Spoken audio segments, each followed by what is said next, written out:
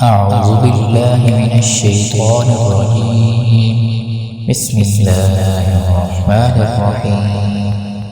ويسألونك عن ذي القرنين قل سأتلو عليكم منه ذكرا. إنا مكنا له في الأرض وآتيناه من كل شيء سببا فأتبع سببا حتى إذا بلغ مغرب الشمس وجدها تغرب في عين حمئة ووجد عندها قوما قلنا يا ذا القرنين إما أن تعذب وإما أن تتخذ فيهم حسنا.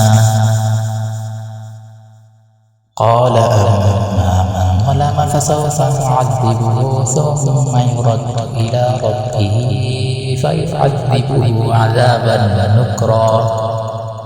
وأما من آمن وعمل صالحا فله جزاء الحسنى وسنقول له من أمرنا يسرا.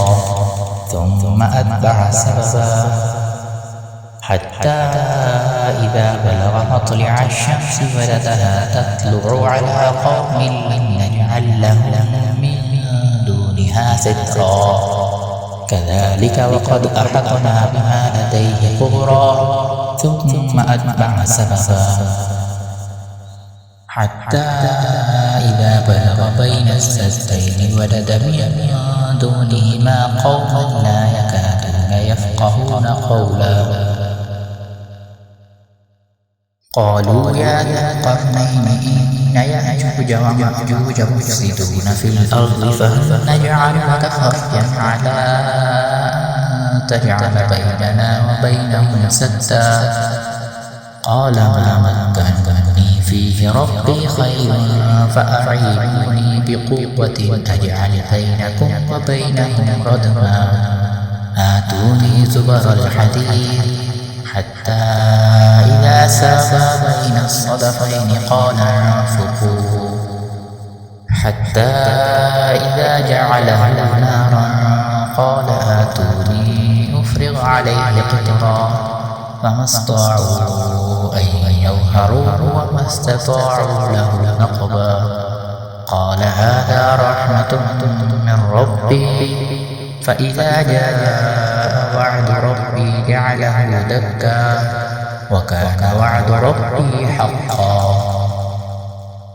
وتركنا بعضهم يومئذ يموج في بعض ونفخ في الصور فجمعناهم جمعا. وعرضنا جهنم يومئذ للكافرين عرضا. الذين كانت أعينهم في غطاء عن ذكري وكانوا لا يستطيعون سمعا.